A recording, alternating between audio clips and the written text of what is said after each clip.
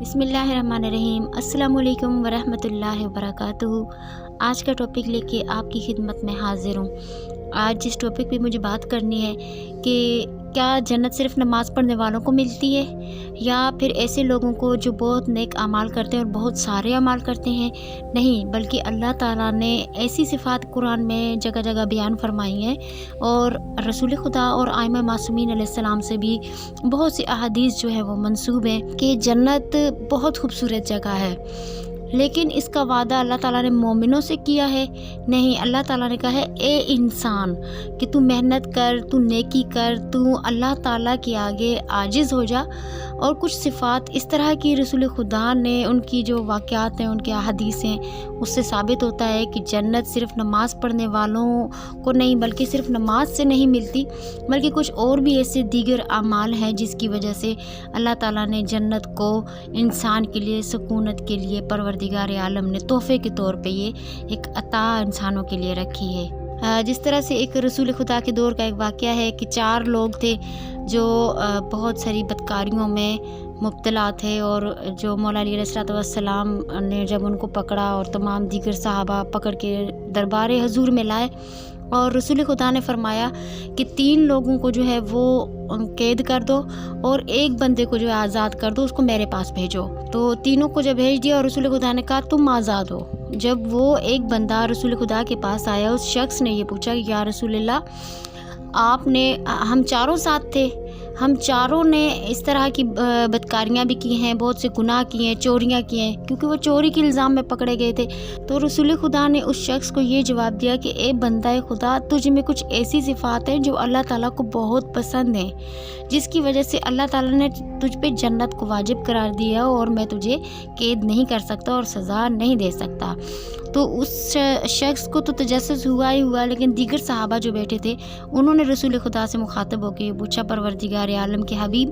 آپ بتائیے کہ اس میں ایسی کون سی صفات ہیں جو اللہ رب ذوالجلال کو اس کے کافر ہونے کے باوجود بھی پسند ہیں؟ تو اللہ تعالیٰ کے حبیب نے یہ فرمایا کہ اس میں سب سے پہلی جو صفت ہے جو اللہ کو بہت پسند ہے، اور اللہ تعالیٰ اسی صفت کی بدولت جو ہے وہ چاہے وہ بندہ کافر ہی کیوں نہ ہو،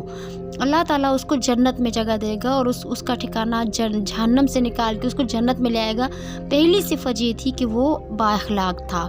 اخلاق کا اعلیٰ درجے کا ہونا اتنا معنی رکھتا ہے کہ رسول خدا کو اللہ تعالیٰ نے انک علی خلق عظیم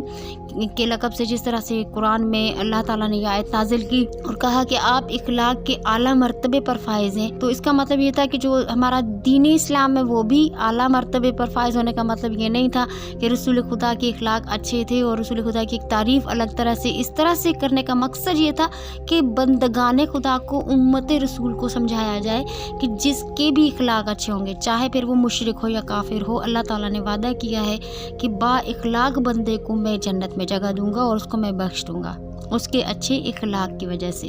اب اسی کے برعکس اگر دیکھا جائے کہ اگر کوئی انسان 5 وقت نماز پڑھتا ہے، تہجد پڑھتا ہے اور بہت سے نیک اعمال کرتا ہے، باوجود اس کے کہ پھر وہ لوگوں کی دل آزاری کرتا ہے، بد اخلاقی سے پیش آتا ہے، تو اللہ تعالیٰ ایسے اعمال کو قبول نہیں فرماتا، اور ہمیں کوئی بھی ضرورت نہیں ہے پھر ایسی محنت کرنے کی کہ ہم سردی میں یا گرمی میں اللہ تعالیٰ کے آگے سر بسجود ہوں اور پھر لوگوں کی دل آزاری کریں، جو کہ اللہ تعالیٰ کو اس عمل سے انتہائی جو ہے نفرت ہے۔ اللہ تعالیٰ نے قرآن میں جا بجا اس صفت کو بیان کیا ہے کہ انسان کو اعلیٰ مرتبے کے اخلاق پہ ہونا چاہیے، تاکہ لوگوں سے، کیونکہ شرک کے بعد اگر دوسرا بڑا گناہ قرآن میں بیان ہوا ہے تو وہ یہ ہے کہ اللہ تعالیٰ نے کہا ہے کہ شرک کے بعد دوسرا جو بڑا گناہ جس پہ بہت بڑی سزا ملتی ہے اور معافی کے قابل نہیں ہے، وہ لوگوں کی دل آزاری ہے، کسی کا دل دکھانا ہے۔ اب دوسری صفت جو اس میں تھی، رسول خدا نے اس کو اجاگر کرتے ہوئے بیان کیا کہ دوسری اس میں صفت یہ ہے کہ یہ باحیا ہے، یہ غیرت والا ہے، جب بھی کسی غیر عورت کو دیکھتا ہے تو اپنی نظروں کو جھکا لیتا ہے۔ مطلب باحیا ہونا مرد کے لیے بھی اتنا ہی ضروری ہے جتنا کہ عورت کے لیے ہے، کہ جس طرح قرآن میں اگر عورتوں کو چادر اوڑھنے کا حکم دیا تو اللہ تعالیٰ نے برعکس اس کے مردوں کو بھی حکم دیا کہ اپنی نگاہوں کو نیچا رکھو۔ تیسری صفت اس میں رسول خدا نے یہ بیان فرمایا کہ تم سچے بہت ہو،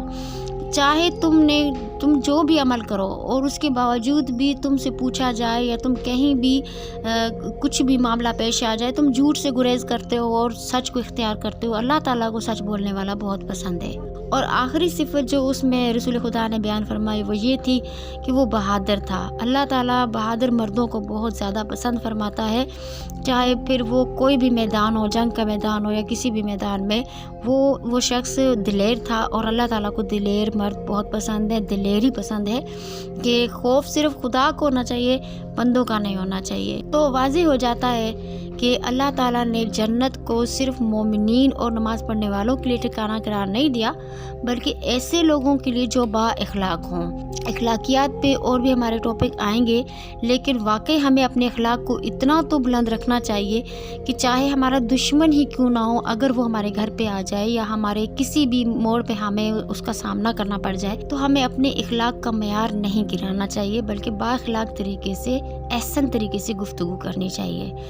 اللہ تعالیٰ سے دعا اور التجا ہے کہ ہمیں انہی صفات کا حامل ہونے کی توفیق عطا فرمائے، امت رسول میں سچا اور ایماندار بننے کی توفیق عطا فرمائے۔ آج کے لیے اتنا ہی، اگلا ٹاپک لے کے آپ کی خدمت میں پھر حاضر ہوں گے۔ تب تک کے لیے اپنی دعاؤں میں یاد رکھیے گا، اور ہمارے چینل کو لائک اور سبسکرائب ضرور کیجیے گا۔ اگلی ویڈیو لے کے آپ کی خدمت میں پھر حاضر ہوں گے۔ اللہ حافظ۔